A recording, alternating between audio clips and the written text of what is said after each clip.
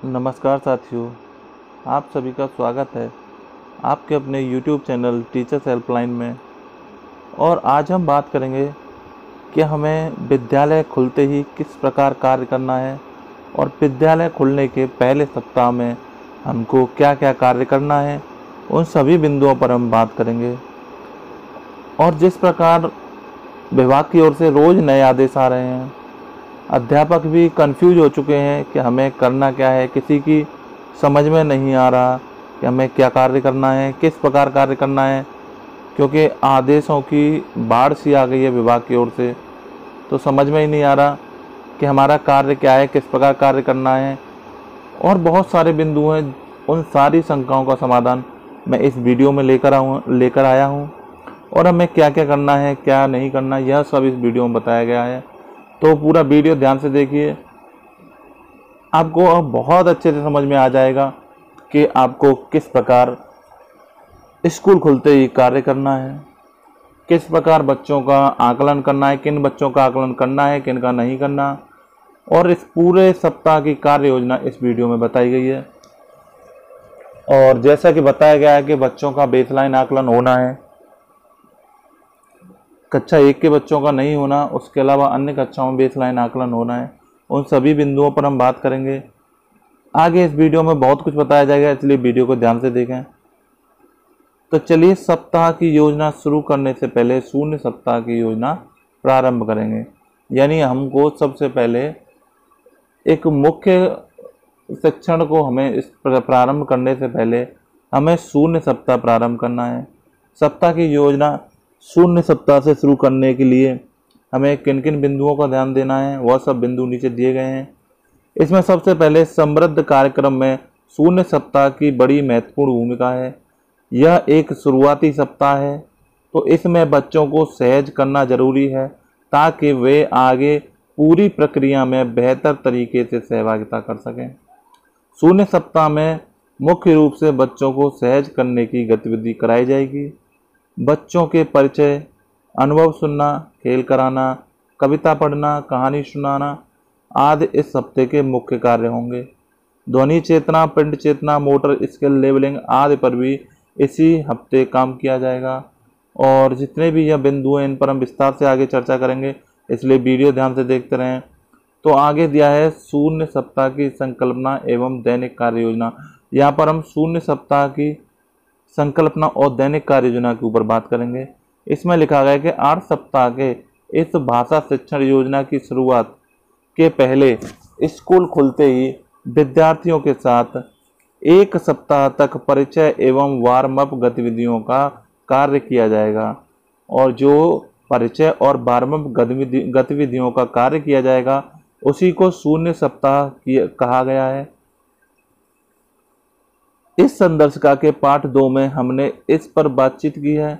इस पाठ में हम शून्य सप्ताह की दैनिक कार्य योजनाओं पर चर्चा करेंगे। इस सप्ताह में भी हमें 1 से 20 मिनट उपलब्ध होंगे, लेकिन हम इसे मौखिक भाषा विकास या डिकोडिंग क्लास में विभाजित नहीं कर रहे हैं।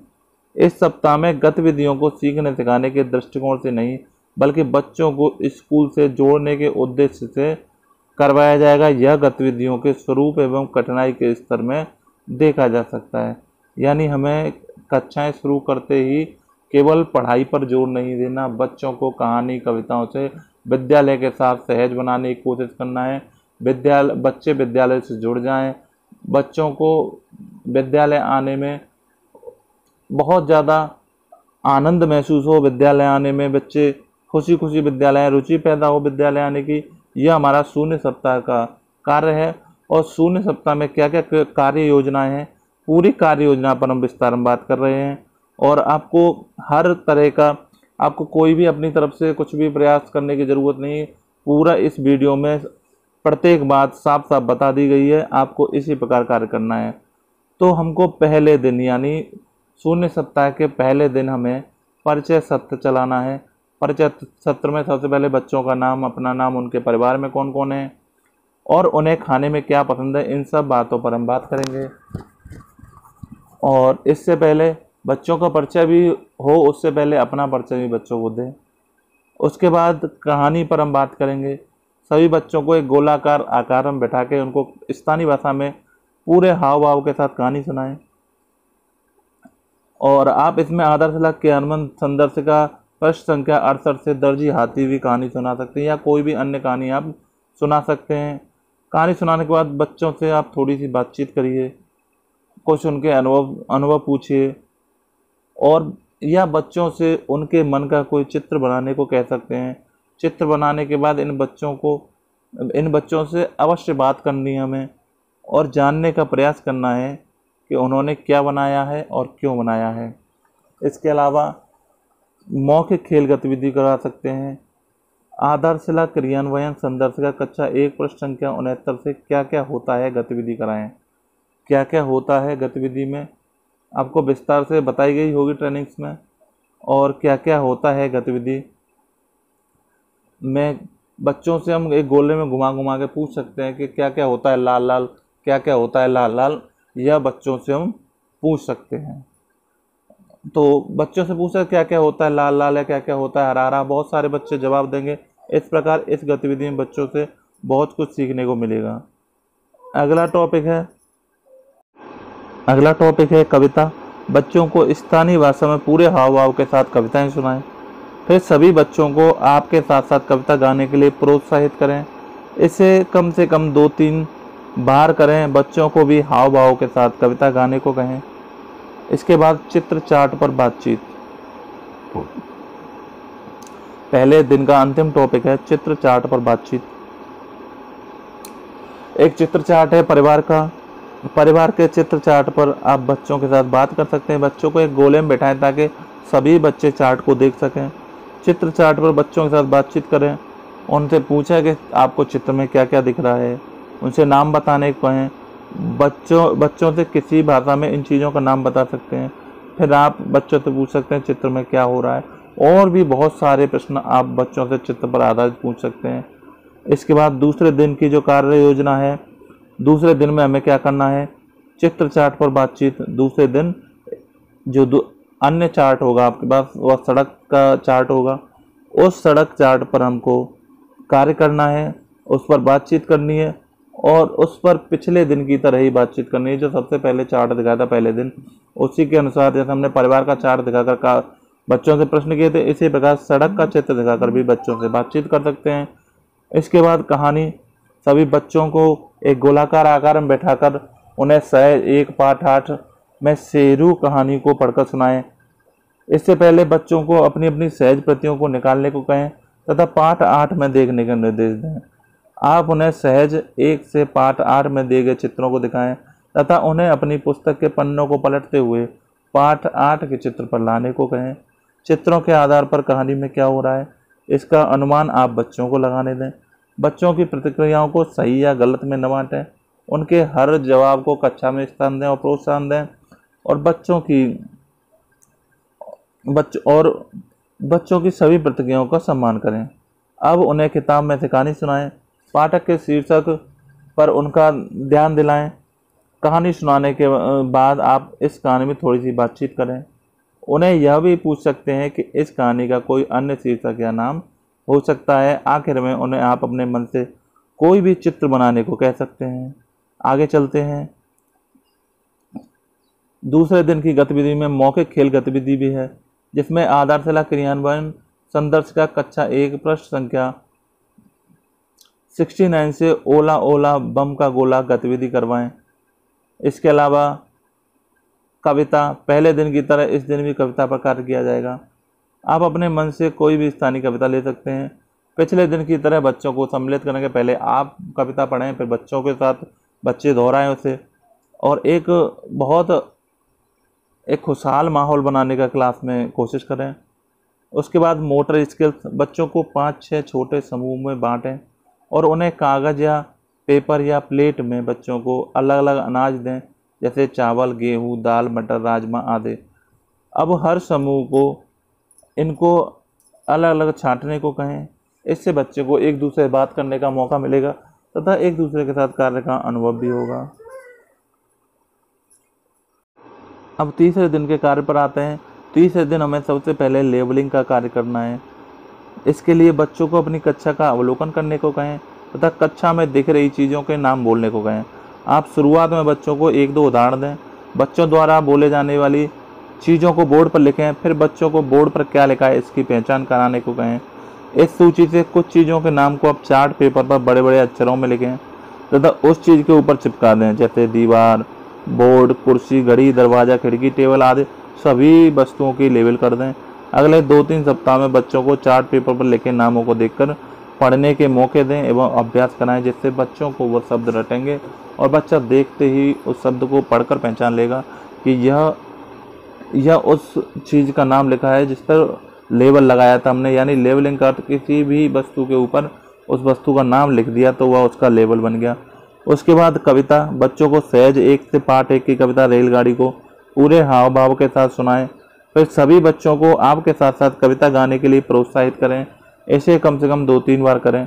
बच्चों को भी हाव भाव के साथ कविता गाने को कहें। पिछली कविताओं को भी शामिल करें और बच्चों के साथ गाएं। पिछली कविताएं मतलब जो हमने पहले दिन दूसरे दिन से सुनाई थी वही सब कविताएं। उसके बाद मोटर स्किल यानी कौशल पर कार्य करना है। बच्चों को 5-6 छोटे समूह में बांट दें और उन्हें एक कागज या पेपर प्लेट में अलग अलग रंग के फूल पंखुड़ियों को दें। अब बच्चों को इन फूलों पंखुड़ियों को रंगों के आधार पर विभाजित करने के कहें, जिससे बच्चों वही आपसी सहभागिता और आपस में बातचीत करने का मौका मिलेगा। अगले दिन की कार्य योजना, चौथे दिन की कार्य योजना, अनुभव पर चर्चा। बच्चों को छोटे छोटे समूहों में बैठने को कहें। उन्हें अपने पसंदीदा त्योहार के बारे में कुछ बात करने को कहें। इसका एक उदाहरण गतिविधि की शुरुआत में दें। इससे बच्चों को क्या क्या बातचीत करनी है इसकी थोड़ी समझ बनेगी। गतिविधि के अंत में 5-7 बच्चों को अपनी बातों को पूरी कक्षा के सामने साझा करने को कहें। ध्यान रखें कि अलग अलग दिन अलग अलग बच्चों को कक्षा के सामने बात रखने का अवसर दें। आप भाषा या व्याकरण की दृष्टि से उनकी प्रतिक्रिया को न ही सुधार करें। बच्चे जो अपनी भाषा में बता रहे हैं उसका सम्मान करें और उस जो बच्चों ने बताया उसको पूरी कक्षा के बच्चों के साथ उसको समझाने का रिकॉर्डिंग करने की प्रयास करें। उसके बाद आती है कहानी। सहज 1 पाठ 10 रीता की गुड़िया पर पिछले दिन की तरह हमें कार्य करना है। कहानियों पर पिछले दिनों की जो कहानियाँ होगी उसी के अनुसार हमें काम करना है। उसके बाद प्रिंट परिचय से कार्य या नया कार्य है। बच्चों को बारी बारी से अपने नामों को बोलने को कहें और आप उनके नामों को बोर्ड पर लिख दें। फिर बच्चों को बोर्ड पर क्या लिखा है इसकी पहचान करने को कहें। अगर बच्चे अपने नामों को बोर्ड से पहचान कर बताने में गलती करें तो उनका सुधार करें। अब इन नामों को चार्ट पेपर पर बड़े बड़े अक्षरों में लिखें तथा कक्षा की किसी दीवार पर चिपका दें। इस चार्ट को बच्चों की नज़र के स्तर पर रखें ताकि उनकी नज़र अपने नामों पर पड़ती रहे। अगले 2-3 सप्ताहों में बच्चों को अपने नामों को चार्ट पेपर से देखकर पढ़ने के मौके दें और उनको अभ्यास करवाएं। चलते हैं 5वें दिन की कार्य योजना पर। हमें 5वें दिन क्या करना है। अनुभव पर चर्चा। बच्चों को छोटे छोटे समूहों में बैठने को कहें तथा उन्हें अपने पसंदीदा खेल के बारे में कुछ बात करने को कहें। इस गतिविधि को पिछले दिन के अनुभव पर चर्चा की तरह करवाएं। आगे आता है कहानी। आधारशिला क्रियान्वयन संदर्शिका 1 से प्रश्न संख्या 66 से 68 में से कोई भी कहानी ले सकते हैं और इस पर पिछले दिनों की तरह ही हमें कार्य करना है। उसके बाद लेबलिंग एवं प्रिंट से परिचय पर कार्य।